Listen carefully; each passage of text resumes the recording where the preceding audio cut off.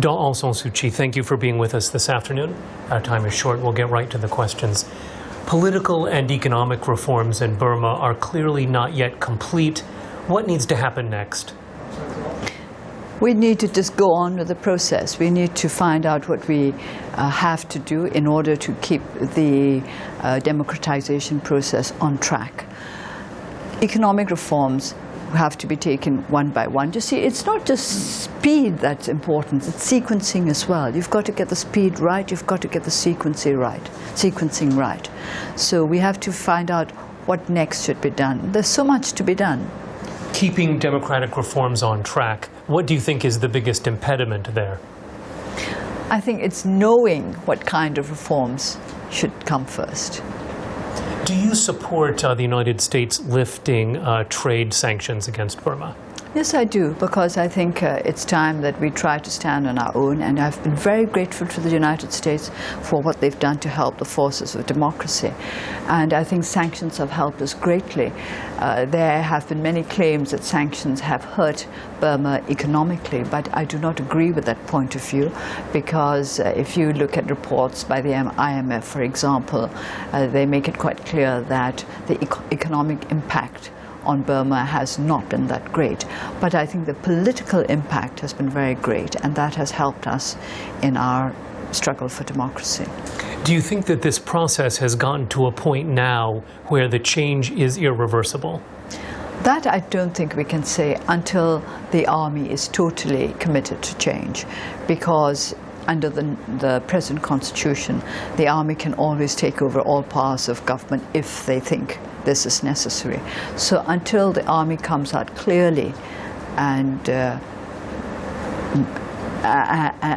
consistently in support of the democratic process, we cannot say that it's irreversible. But I do not think we need fear a reversal too much either. You've spoken of the need to change the Constitution to remove the military's guaranteed portion of seats in Parliament. How do you intend to go about that? I've never emphasized the military's guaranteed proportion. That is what others have emphasized. That does not worry me so much as the provision for the Commander-in-Chief to take over the powers of government when he thinks necessary. And of course there are other parts of the Constitution which do not actually enmesh with the working of a genuine democracy.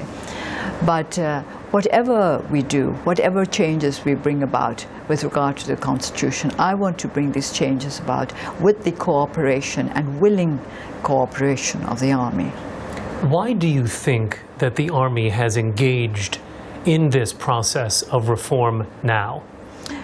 The process of reform was actually started by the executive and the legislature. It was President Aung San Suu Kyi who started the reform process.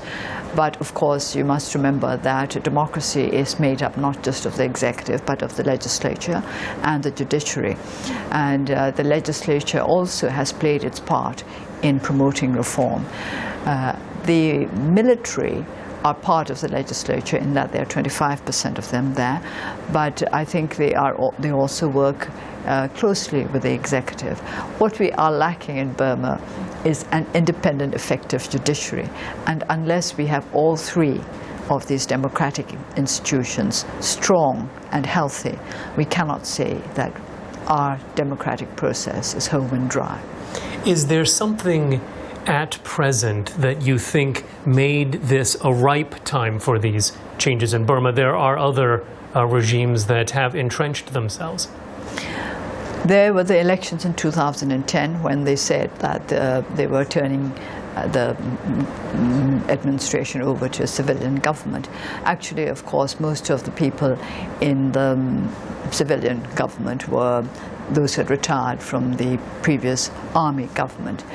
But they did have elections, and there are many who question the fairness of these elections, and even the United Nations has said that those elections were deeply flawed. But certainly it was no longer officially a military government, it was a civilian government. And I think it is a civilian government which is close to the military, because many of them are retired members of the military. But I think the desire for reform of President U Thein Sein is very genuine. And now that I've been a couple of months in the legislature, I can see that both the speakers of the upper and the lower house also are very committed to the democratic process. We've had many questions on our Twitter feed about violence against Muslims, and specifically how the treatment of Rohingya reflects on the tenets of Buddhism. What do you think of that? Communal tensions are very, very difficult to dissipate in a short time, and there have been communal tensions in the Rakhine for decades. The latest episodes of violence erupted because of, from my point of view, because of the lack of rule of law. It all started with a criminal act, and if action had been taken quickly, and if justice had been done and seen to be done, that would not have escalated into the kind of almost full-scale violence that it did.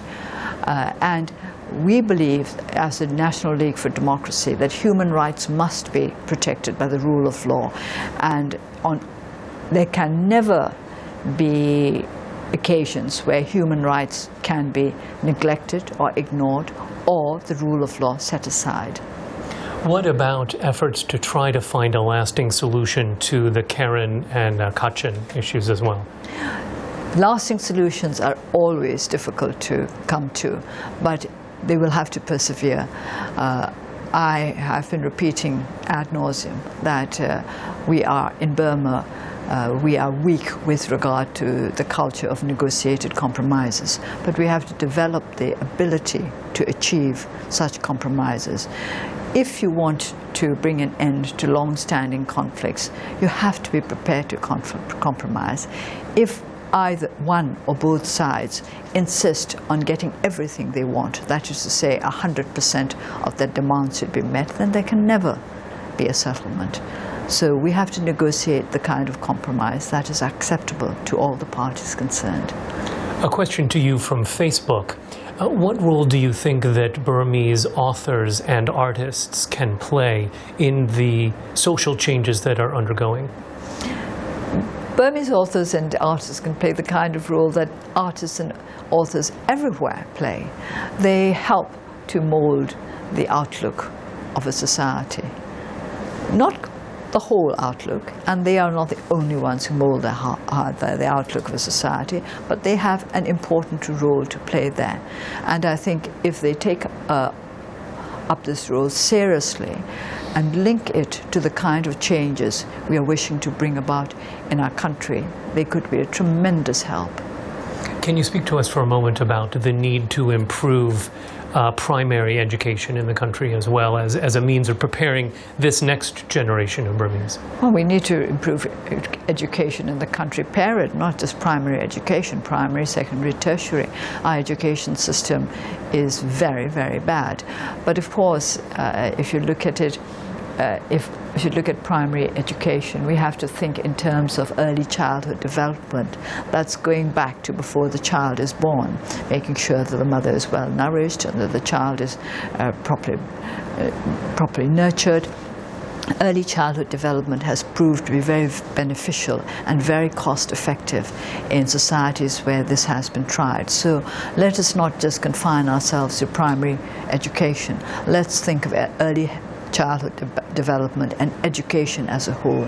But at the moment, I would like to emphasize the need for vocational training, for non-formal education in our country, to help all those young people who have suffered from the years of bad education. They have to be trained to earn their living. They have to have enough education, enough vocational training to be able to set up respectable lives for themselves. There are many foreign investors interested in coming to Burma, especially with the lifting of trade sanctions. Do you see a role for the private sector to play then in supporting that vocational education? Of course, private already. I've started I'm going to start a small vocational training program in my township. We have bought a plot of land and we're going to build a vocational training center. And this I've been able to do from funds contributed by private citizens. Your country has a long history with China. Do you have any concern that the competition between China and the United States in that region could affect the development of a young, emerging economy in Burma? I do not think we should think of it as competition between the United States and China. And if it is competition, I hope that it will be healthy competition and not the kind of competition that is adversarial. So we don't want them to be adversaries. We want them to be, to be partners in developing the economic stability of the region. Do you think the United States has pressed China enough on its human rights situation? I think you would know that better than I. One final question. Another question from Facebook. In your years under house arrest, what is it that kept you going? Did you ever feel that it was just never going to end? No, I never felt it was never going to end. And I didn't really feel the need for anything to keep me going. I felt myself to be on a path that I had chosen, and I was perfectly prepared to keep to that path. What do you say to people in other countries who are in similar situations under house arrest, who look to you for inspiration? First of all, I would say don't give up hope. But at the same time, I would say there's no hope without endeavor. You've got to work. You've got to make an effort. It's not enough just sitting and hoping.